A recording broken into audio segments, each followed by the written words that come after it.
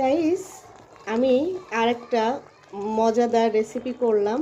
আমাদের বিশেষ করে আমরা এই তরকারিটা ছোটবেলায় আম্মু অনেক খাওয়াতো, তো বড় হয়ে এখন আর বেশি একটা খাওয়া হয় না। এত মজা! আপনারা কোন অঞ্চলে কি বলেন জানি না।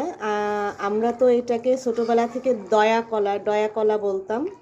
কেউ বলে আইটে কলা, খুলনার ওই মানে আঞ্চলিক ভাষায় আইটে কলা বলে, আবার শুদ্ধ ভাষায় বিচি কলা বলে। আপনারা কোন অঞ্চলে কি কলা বলেন? এই দেখেন, এটা কাঁচকলা না, কিন্তু এটা তরকারি খাওয়ার ডয়া কলা, বিচি কলা।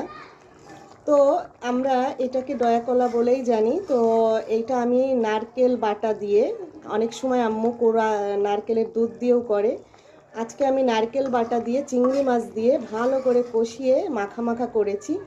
এর গ্রেভিটা যেমন খেতে দারুণ লাগবে, আর কলাগুলো তো আমরা শুধু শুধু খাই, সেই স্বাদ।